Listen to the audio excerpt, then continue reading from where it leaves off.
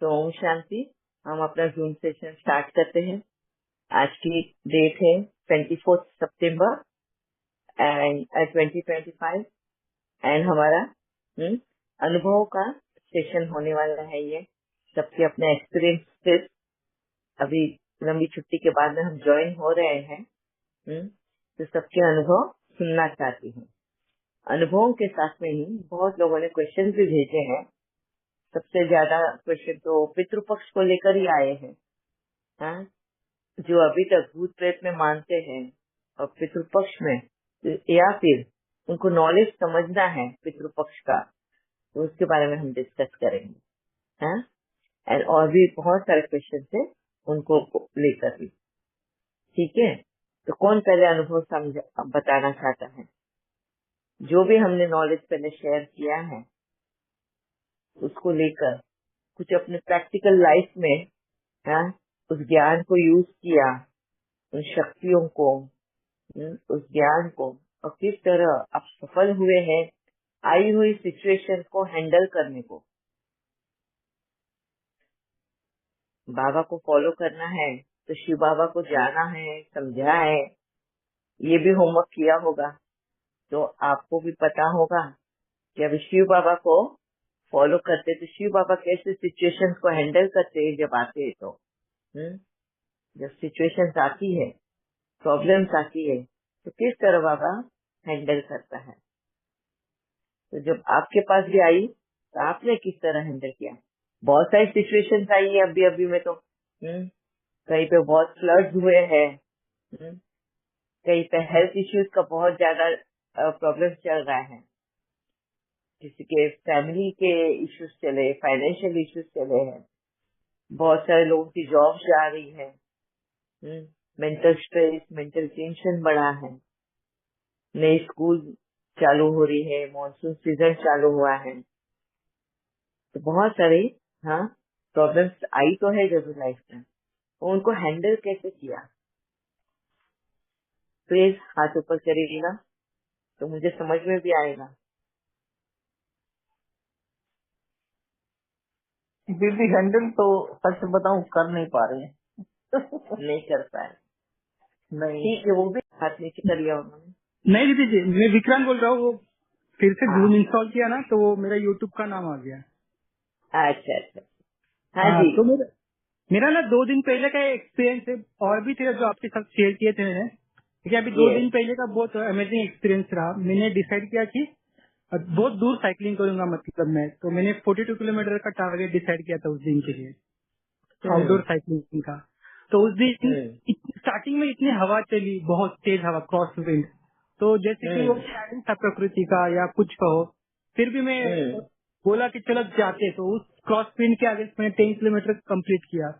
फिर बादल गरजे, फिर बारिश होने लगी, तो फिर भी मैं और आगे गया। मतलब मैं वो बारिश को एंजॉय करने लगा। फिर जैसे मैं फर्स्ट 10 किलोमीटर में थक गया हवा के आगे, लेकिन बारिश में फिर मुझे वो ठंडक महसूस होने लगी, इतना आनंद है ना। जो गुण आपने बताया था ना ब्लिस का, तो वो ब्लिस मैंने यस, एक्सपीरियंस किया।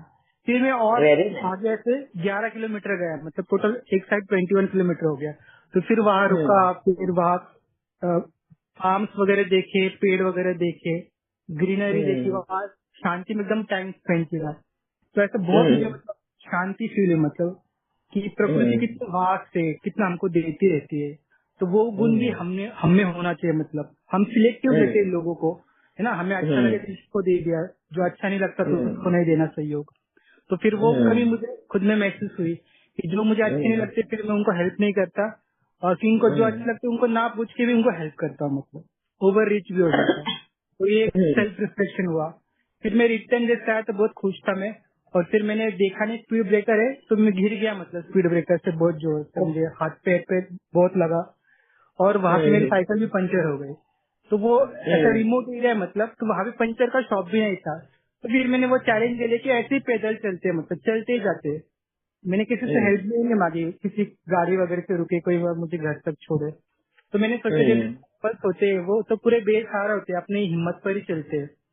और सूरज भी ढल रहा था, मतलब 6 साढ़े 6 होने को थे। तो मैं ऐसे अंधेरे में चलता गया, तो मैं 10 किलोमीटर पैदल चला। और फिर बीच में मुझे शू बाइट हो गया, मतलब शू है ना, मुझे लग गया था, स्किन स्क्रैच हो गया था। तो मैं फिर और 3-4 किलोमीटर बेयर फुट चला, मतलब शूज निकाल के वैसे ही पैदल चला।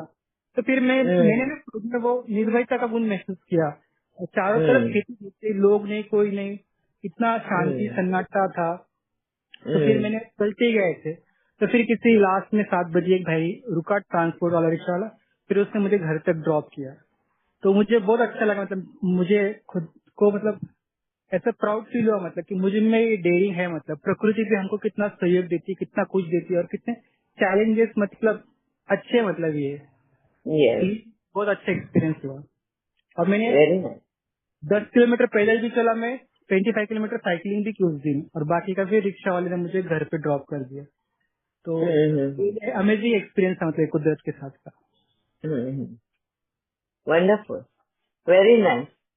थैंक यू विक्रम भाई फॉर शेयरिंग। आप सभी को समझ में आया होगा उनका अनुभव में उन्होंने क्या क्या अक्वायर किया, क्या क्या उन्होंने हासिल किया उसमें। हम ज्ञान को, बाबा जो बहिष्ठ लेकर आया है, शक्तियों को, and अपनी वैल्यूज को। अभी उन्होंने कमिटमेंट किया था कि उनको 42 किलोमीटर जाना है। वह बारिश शुरू हुई तो उनके पास चॉइस थी, जाना है बारिश में या घर में बैठना है। वो उनको याद आया बाबा का, क्या कि प्रकृति के साथ जीना है, कुदरत के साथ। तो गए बारिश में, बारिश को गालियां नहीं दी कि अभी क्यों आया, कुछ भी नहीं। कोई भी किटकिट नहीं किया, चले गए बारिश में, एंजॉय किया बारिश को, पेड़ पौधे सभी कुछ एंजॉय किया। एंड उसका लुत्फ भी उठाया। उतना ही नहीं, तो उनके उन 5 एलिमेंट्स के गुणों के बारे में भी समझे। मतलब बाबा जो बोलते हैं ना, हम कुछ भी सीखते हैं ना, सीखना सिर्फ सीखना नहीं होता है, उन चीजों को समझना भी होता है। अभी कुदरत के बारे में अगर हम सीख रहे हैं तो कुदरत को समझना भी है। तो जिस तरह से विक्रांत भाई कुदरत को समझ भी रहे थे, उनकी क्वालिटीज को समझ रहे थे, उनके गुणों को समझ रहे थे, एंड इस तरह बनना है, ये भी उन्होंने अपने आप को कमिट किया। So wonderful. उसके बाद में उनका जो एक थोड़ा अलबेलापन है, वो कहीं ना कहीं उनको पे करना पड़ा। कैसे? वो स्पीड ब्रेकर से टकरा गए, गिर गए, लग गया। इसको बाबा बोलते हैं अलबेलापन।